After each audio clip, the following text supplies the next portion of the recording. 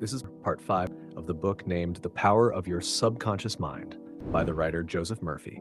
For the next parts, and for more contents like this, which will make you a better person each day, subscribe to this channel and join with me in the journey of improving little by little.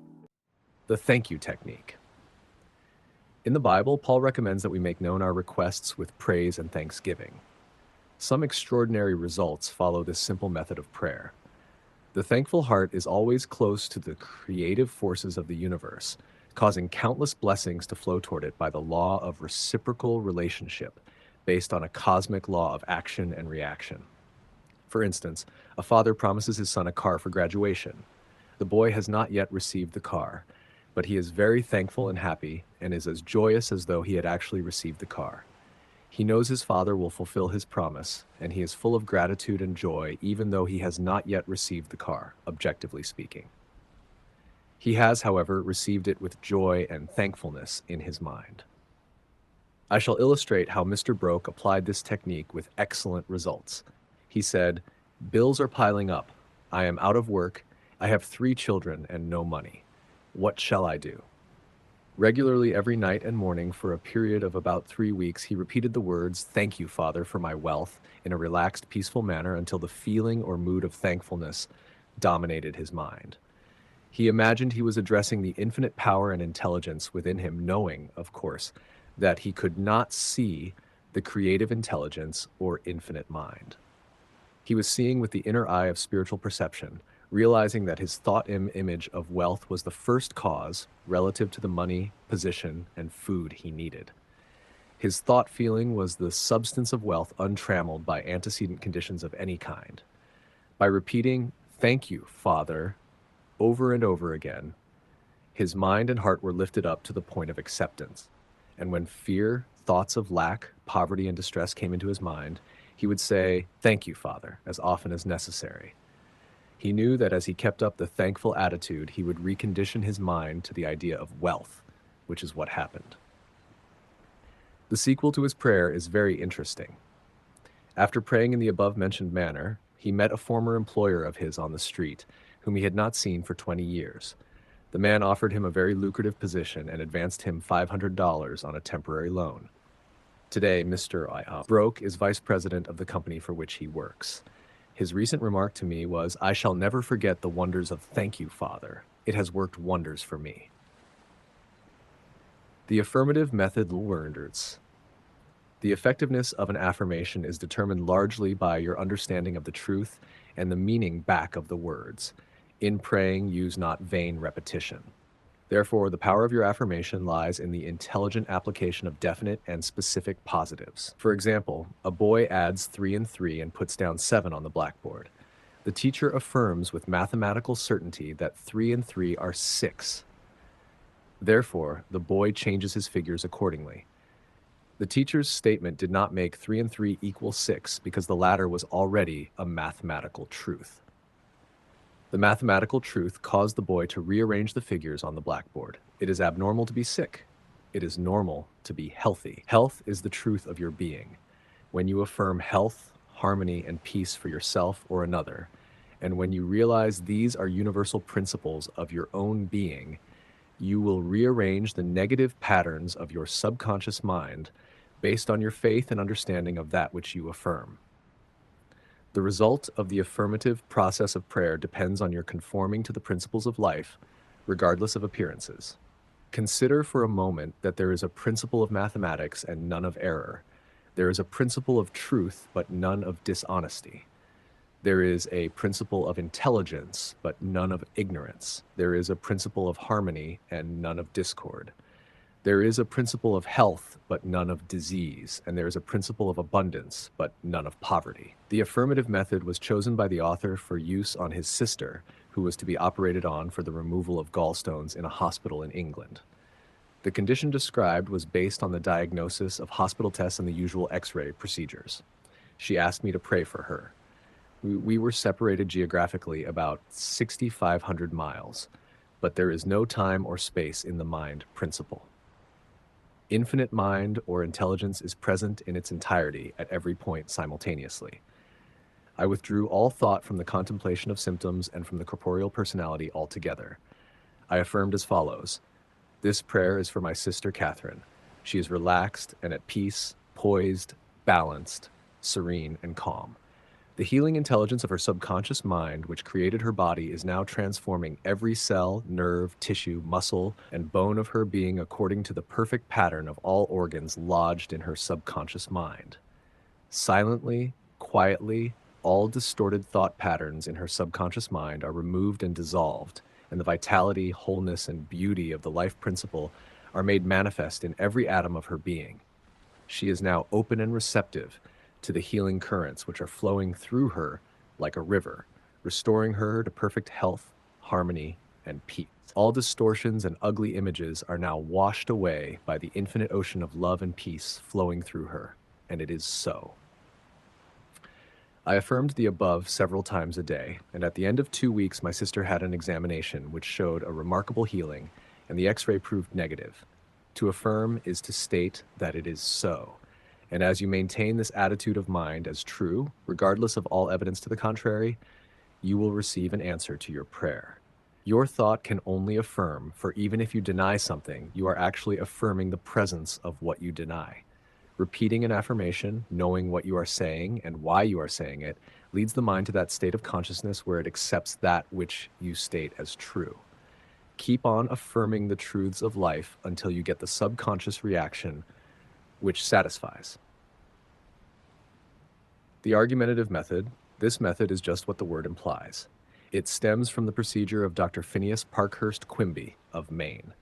Dr. Quimby, a pioneer in mental and spiritual healing, lived and practiced in Belfast, Maine about 100 years ago. A book called The Quimby Manuscripts, published in 1921 by Thomas Y. Crowell Company, New York City, and edited by Horatio Dresser, is available in your library. This book gives newspaper accounts of this man's remarkable results in prayer treatment of the sick. Quimby duplicated many of the healing miracles recorded in the Bible. In brief, the argumentative method employed according to Quimby consists of spiritual reasoning, where you convince the patient and yourself that his sickness is due to his false belief, groundless fears, and negative patterns lodged in his subconscious mind. You reason it out clearly in your mind and convince your patient that the disease or ailment is due only to a distorted, twisted pattern of thought which has taken form in his body. This wrong belief in some external power and external causes has now externalized itself as sickness and can be changed by changing the thought patterns. You explain to the sick person that the basis of all healing is a change of belief. You also point out that the subconscious mind created the body and all its organs. Therefore, it knows how to heal it, can heal it, and is doing so now as you speak. You argue in the courtroom of your mind that the disease is a shadow of the mind based on disease-soaked, morbid thought imagery. You continue to build up all the evidence you can muster on behalf of the healing power within, which created all the organs in the first place, and which has a perfect pattern of every cell, nerve, and tissue within it. Then you render a verdict in the courthouse of your mind in favor of yourself or your patient.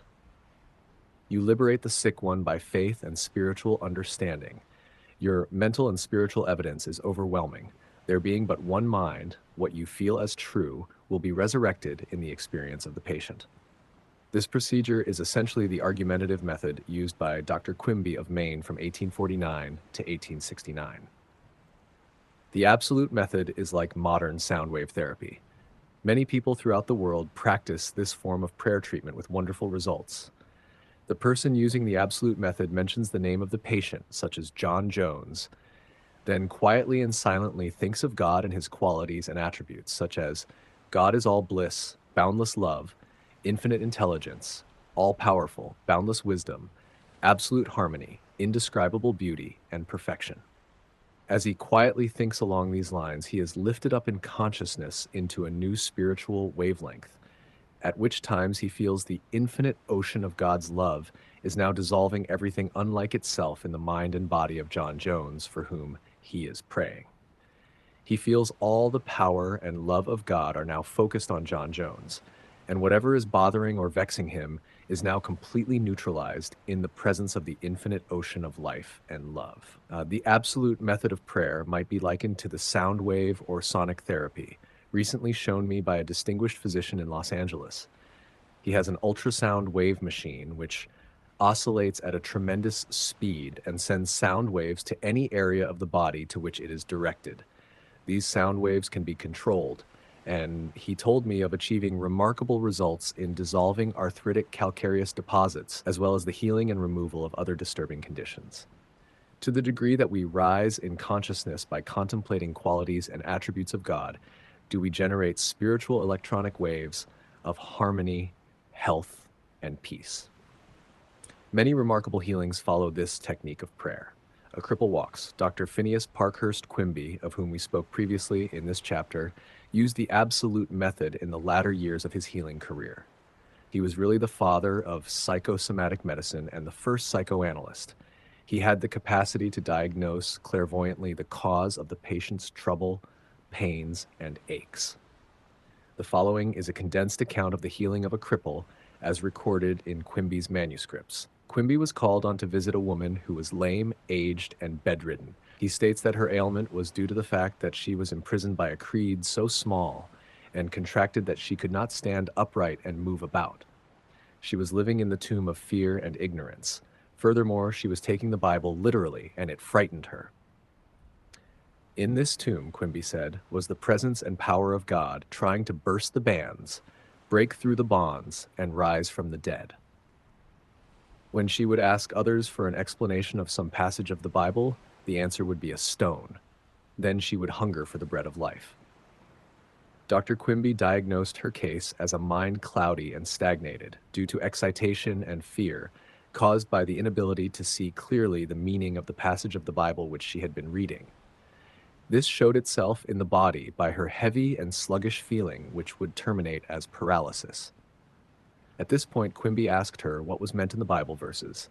"Yet a little while am I with you, and then I go unto him that sent me. Ye shall seek me and shall not find me, and where I am, thither ye cannot come." John 7, verse 33 to 34. She replied that it meant Jesus went to heaven. Quimby explained what it really meant by telling her that being with her a little while meant his explanation of her symptoms, feelings, and their causes, i.e., he had compassion and sympathy for her momentarily, but he could not remain in that mental state. The next step was to go to him that sent us, which, as Quimby pointed out, was the creative power of God in all of us. Quimby immediately traveled in his mind and contemplated the divine ideal, i.e., the vitality, intelligence, harmony, and power of God functioning in the sick person. This is why he said to the woman, "Therefore, where I go, you cannot come, for you are in your narrow, restricted belief, and I am in health." This prayer and explanation produced an instantaneous sensation, and a change came over her mind. She walked without her crutches. Quimby said it was one of the most singular of all his healings. She was, as it were, dead to error, and to bring her to life or truth was to raise her from the dead. Quimby quoted the resurrection of Christ and applied it to her own Christ, or health. This produced a powerful effect on her. He also explained to her that the truth which she accepted was the angel or idea which rolled away the stone of fear, ignorance, and superstition, thereby releasing the healing power of God which made her whole. The decree method power goes into our word according to the feeling and faith behind it. When we realize the power that moves the world is moving on our behalf and is backing up our word, our confidence and assurance grow. You do not try and add power to power. Therefore, there must be no mental striving, coercion, force, or mental wrestling. A young girl used the decree method on a young man who was constantly phoning her, pressing her for dates, and meeting her at her place of business. She found it very difficult to get rid of him. She decreed as follows: "I release his name unto God. He is in his true place at all times. I am free, and he is free. I now decree that my words go forth into infinite mind, and it brings it to pass. It is so." She said he vanished, and she has never seen him since, adding, "It was as though the ground swallowed him up. Thou shalt decree a thing, and it shall be established unto thee, and the light shall shine upon thy ways." Job 22:28. Serve yourself with scientific truth. 1. Be a mental engineer and use tried and true techniques in building a grander and greater life. 2. Your desire is your prayer. Picture the fulfillment of your desire now and feel its reality, and you will experience the joy of the answered prayer. 3. Desire to accomplish things the easy way with the sure aid of mental science. 4. You can build radiant health, success, and happiness by the thoughts you think in the hidden studio of your mind. 5. Experiment scientifically until you personally prove that there is always a direct response from the infinite intelligence of your subconscious mind to your conscious thinking. 6. Feel the joy and restfulness in foreseeing the certain accomplishment of your desire. Any mental picture which you have in your mind is the substance of things hoped for and the evidence of things not seen. 7. A mental picture is worth 1,000 words. Your subconscious will bring to pass any picture held in the mind backed by faith. 8. Avoid all effort or mental coercion in prayer. Get into a sleepy, drowsy state and lull yourself to sleep feeling and knowing that your prayer is answered. 9. Remember that the thankful heart is always close to the riches of the universe. 10. To affirm is to state that it is so, and as you maintain this attitude of mind as true, regardless of all evidence to the contrary, you will receive an answer to your prayer. 11. Generate electronic waves of harmony, health, and peace by thinking of the love and the glory of God. 12. What you decree and feel as true will come to pass. Decree harmony, health, peace, and abundance. The tendency of the subconscious is lifeward.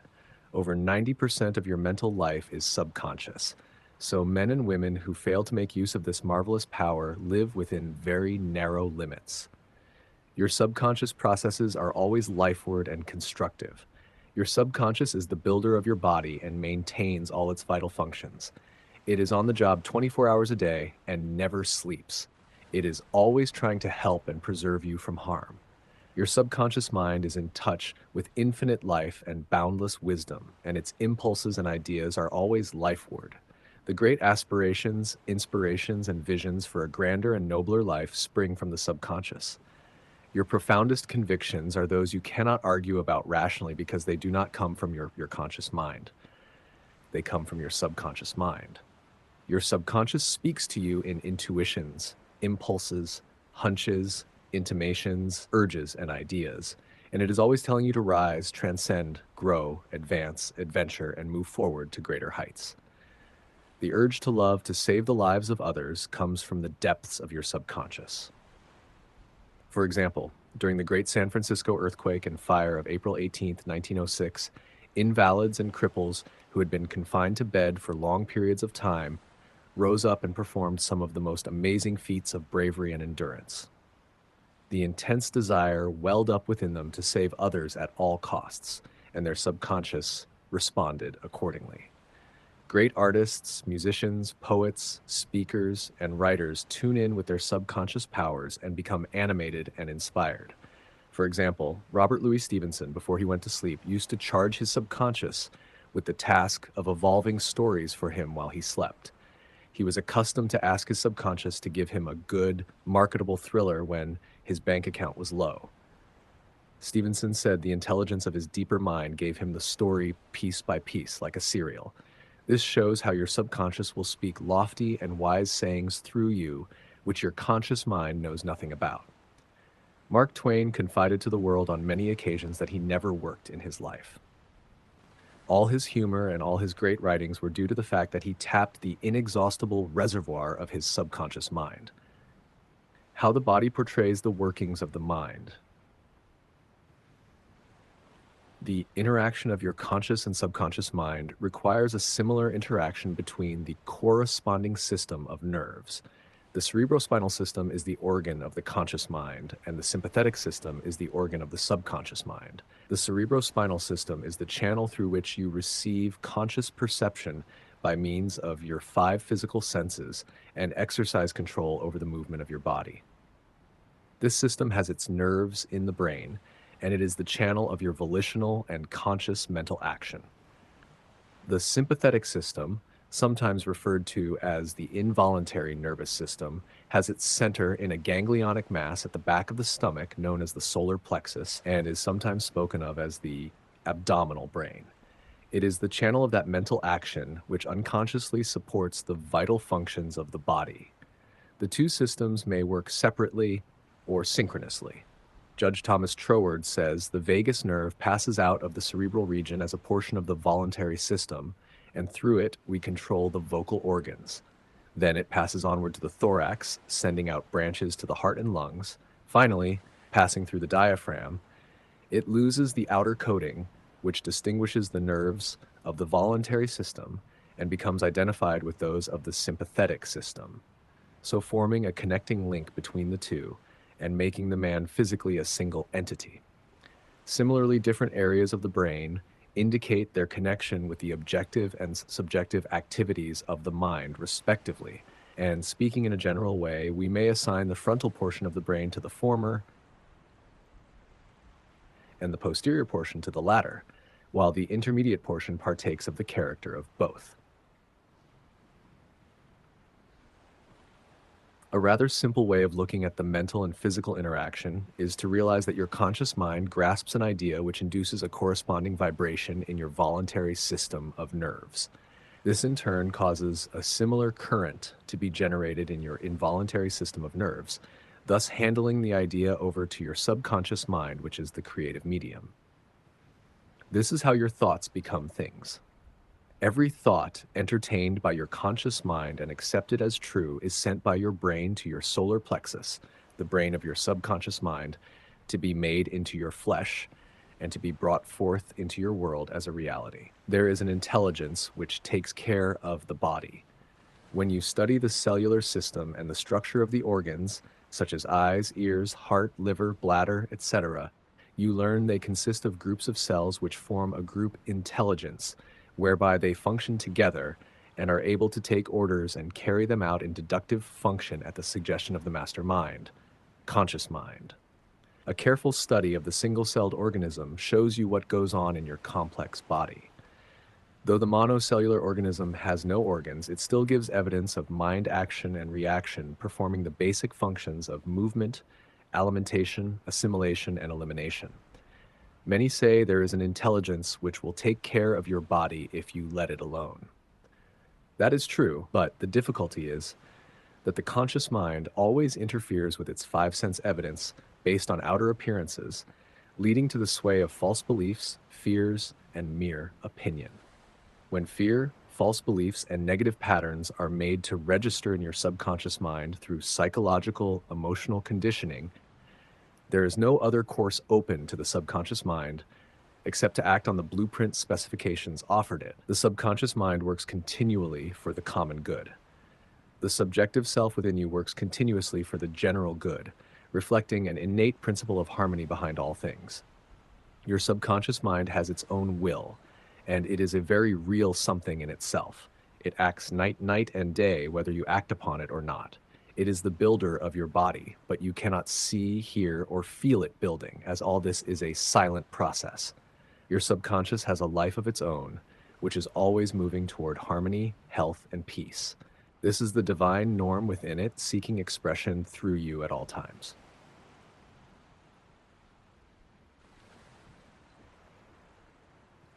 How man interferes with the innate principle of harmony.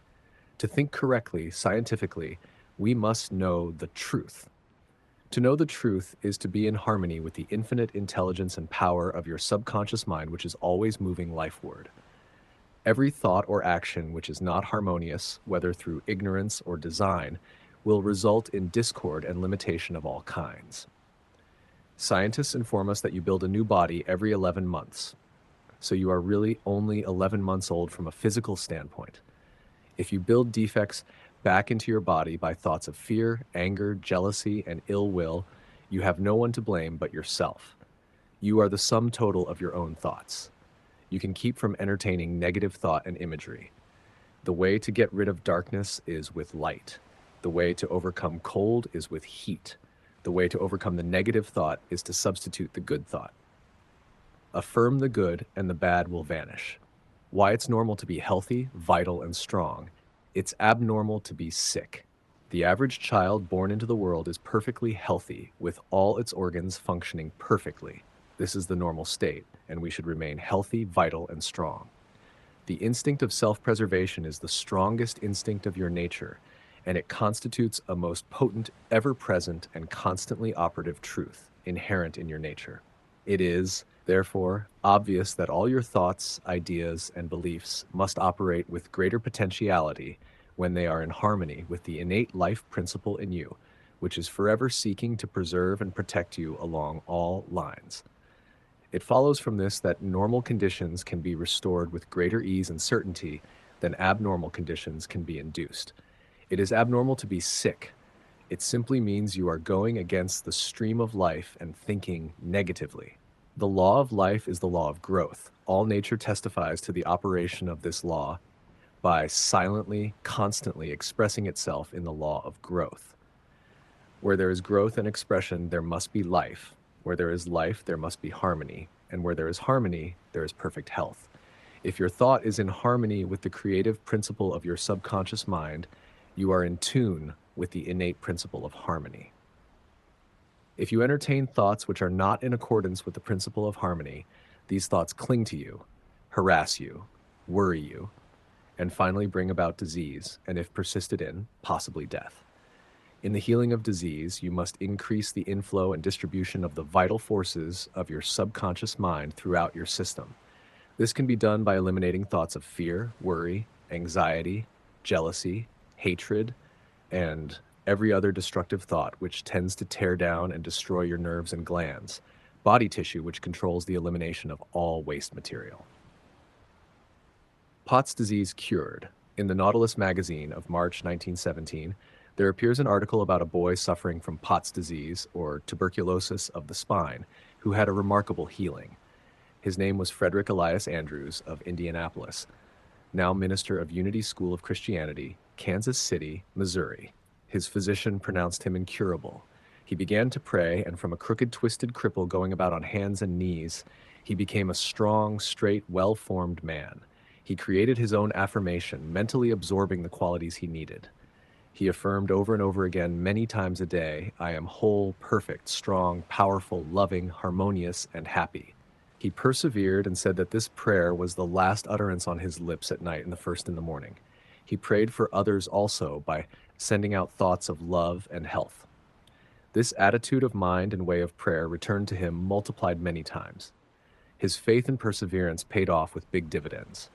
When thoughts of fear, anger, jealousy, or envy drew his attention, he would immediately start his counteracting force of affirmation going in his mind. His subconscious mind responded according to the nature of his habitual thinking. This is the meaning of the statement in the Bible: "Go thy way, thy faith hath made thee whole." Mark 10:52. How faith in your subconscious powers makes you whole. A young man who came to my lectures on the healing power of the subconscious mind had severe eye trouble, which his doctor said necessitated an operation. He said to himself, "My subconscious made my eyes, and it can heal me." Each night as he went to sleep, he entered into a drowsy, meditative state, the condition akin to sleep. His attention was immobilized and focused on the eye doctor. He imagined the doctor was in front of him, and he plainly heard, or imagined he heard, the doctor saying to him, "A miracle has happened." He heard this over and over again every night for perhaps 5 minutes or so before going to sleep. At the end of 3 weeks, he again went to the ophthalmologist who had previously examined his eyes, and the physician said to this man, "This is a miracle." What happened? This man impressed his subconscious mind using the doctor as an instrument or a means of convincing it or conveying the idea. Through repetition, faith, and expectancy, he impregnated his subconscious mind. His subconscious mind made his eye. Within it was the perfect pattern, and immediately it proceeded to heal the eye. This is another example of how faith in the healing power of your subconscious can make you whole. Pointers to review. 1. Your subconscious is the builder of your body and is on the job 24 hours a day. You interfere with its life-giving patterns by negative thinking. 2. Charge your subconscious with the task of evolving an answer to any problem prior to sleep, and it will answer you. 3. Watch your thoughts. Every thought accepted as true is sent by your brain to your solar plexus, your abdominal brain, and is brought into your world as a reality. 4. Know that you can remake yourself by giving a new blueprint to your subconscious mind. 5. The tendency of your subconscious is always lifeward. Your job is with your conscious mind. Feed your subconscious mind with premises which are true. Your subconscious is always reproducing according to your habitual mental patterns. 6. You build a new body every 11 months. Change your body by changing your thoughts and keeping them changed. 7. It is normal to be healthy. It is abnormal to be ill. There is within the innate principle of harmony. 8. Thoughts of jealousy, fear, worry, and anxiety tear down and destroy your nerves and glands, bringing about mental and physical diseases of all kinds. 9. What you affirm consciously and feel as true will be made manifest in your mind, body, and affairs. Affirm the good and enter into the joy of living.